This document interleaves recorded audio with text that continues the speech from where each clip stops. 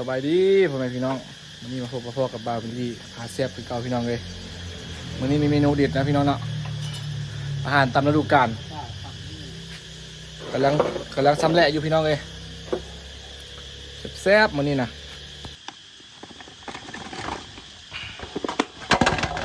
โอ้ตัวนี้ยังบ่ตาย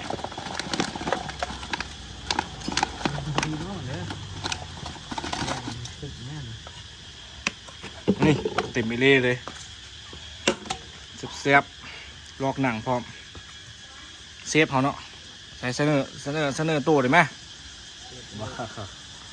แซ่บแซ่บต้องกันไว้กับกล่องเนาะแซ่บอีสานคือน้อยให้กิน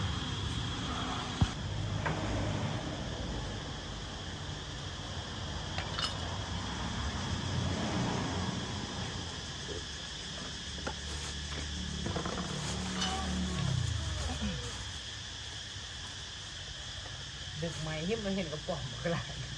ขี่มันมาเลย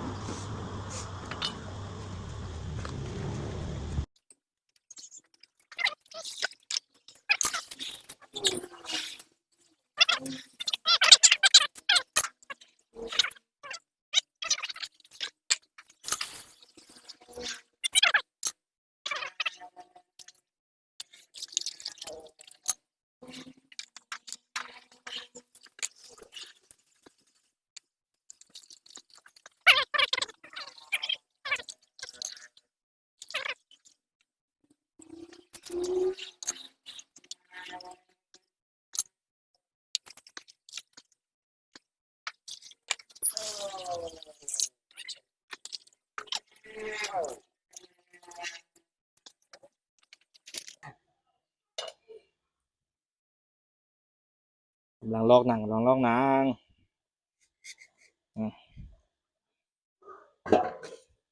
แซ่บมื้อนี้นะพ้นหัวโป้มือพ้นแหลลอกหนังแล้วบัดนี้นะเตรียมฝักเนาะบัดนี้เนาะแซ่บ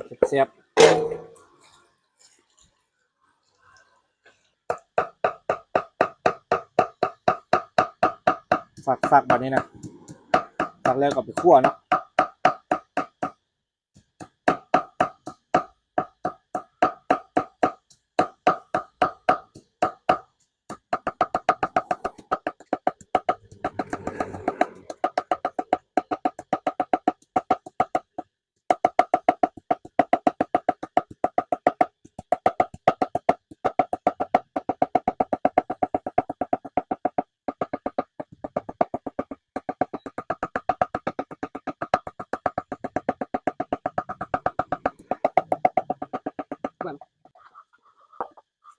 มัน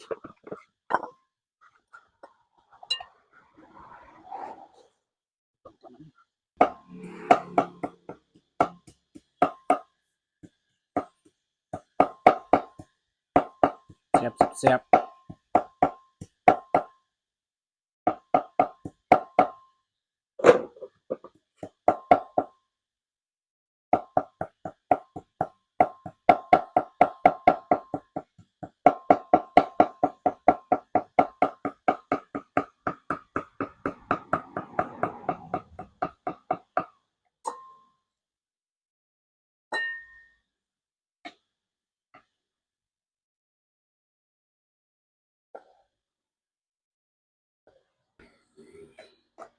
เตรียมคั่วแล้วบัดนี้เนาะมีอย่างแน่นี้หัวกระเทียมหัวหอมบัวแดงจริงนั่นนึงค่อยหอม 3อย่างเนาะเอาจัดไปเซฟกระทะของเขาเซฟกระทะไหม้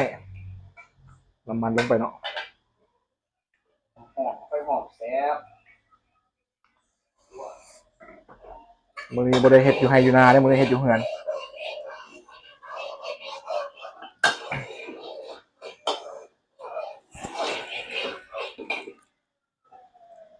มีขั้วเอาไปในลงก่อนเนาะครับขั้วพวกมันไหม้เนาะคนที่มันนั่นแล้วก็ชีสหมู คั่วมันหอมจังนั้นก็เอาเลยเนาะ ไหม้ มันหอมจังนั้นแล้วก็เอากระป๋อมลงไปเลย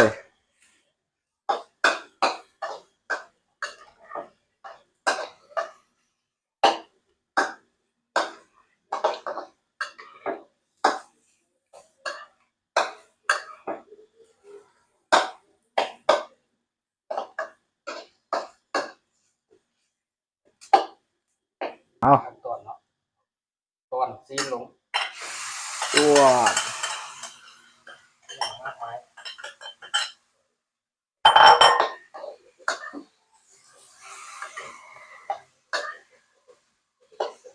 โอ้หลายอยู่เด้อ มีมั้ยแค่นี้ เดี๋ยว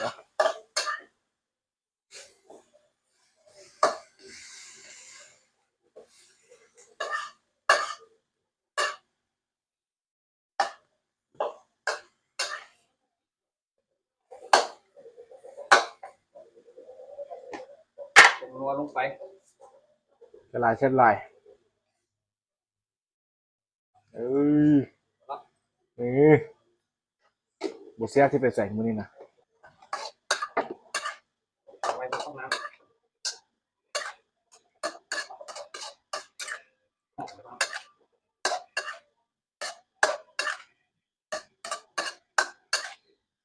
เอามาประเดี๋ยวใช่ครับประเดี๋ยวเอามาน้ำปลาเอาน้ำปลาตัดกล้วยเอาก็ใส่ปุ๋ยอีกบัดหนึ่งแซ่บๆลงแล้วบัดนั้นโอ้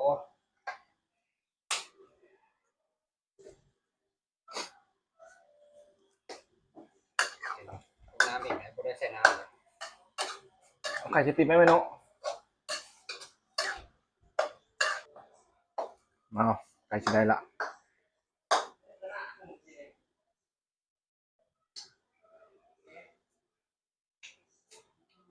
เห็นไหม นัวบ่เดี๋ยวจังสิชิมบ่เดี๋ยว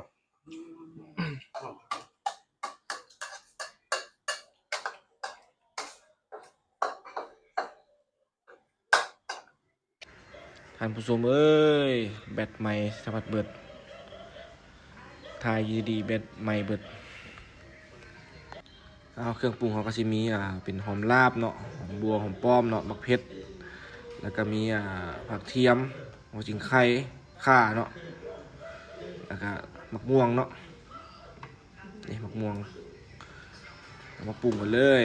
ใส่ผักเผ็ดผงลงไปเนาะ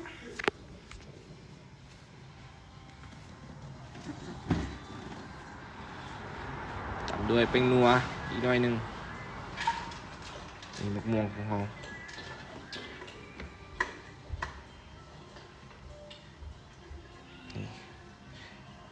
เครื่องที่เราซอยไปแหละลงไป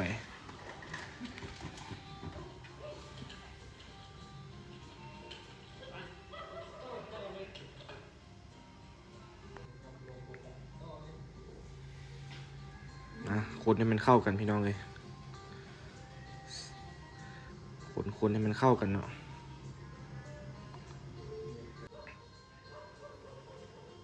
จากนั้นก็เอาหมกม่วงเนาะม่วงส้มด้วยใส่ลงไป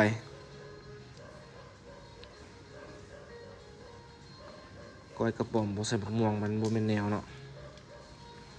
ต้องได้ใส่หมกม่วงส้มเนาะแล้วก็คนอีกบ้านหนึ่งจากนั้นก็เอาข้าวคั่วเนาะโรยลงไปเลย คั่วหอมๆนะข้าวคั่วนะเอาสาวอีกวันหนึ่ง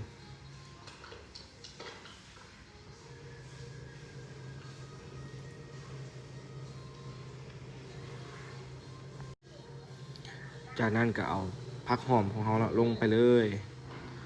ขั้นตอนสุดท้ายสาวๆปะเนี่ยคนๆสาวๆปาโถไปตัดทรงแซ่บเลยท่านผู้ชมเดี๋ยวยัวเลยแซ่บๆมื้อนี้นะมาเด้อทุกคนกินน้ำกันแซ่บๆซีมรู้ปะนี่นะผู้ดีกินข้าวสวยเนาะ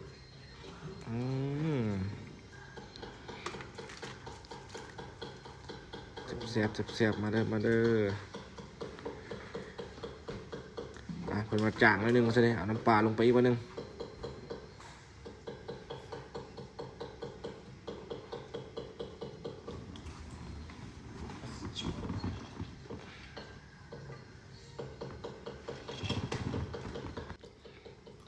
มาแล้วล่ะบัดนี้ตักใส่จานเลยบัดนี้นะทุ่มบุญเป็นน้อยๆเลยนี่กิน4 คนเบิดเด้นี่บ่เหลือได้นี่ทุกคนอาหารแซ่บเนาะของแซ่บนี่แซ่บหลายยกโป้ให้เลยตัวแซ่บมาเด้อเนี่ยนี่ผักกับเขาเนาะแซ่บมากินกันทุกคนพอดีกินข้าวสวย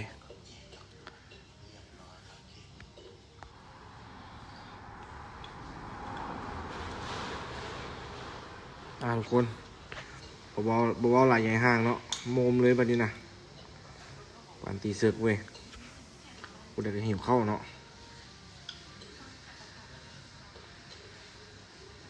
แซ่บเลยนี่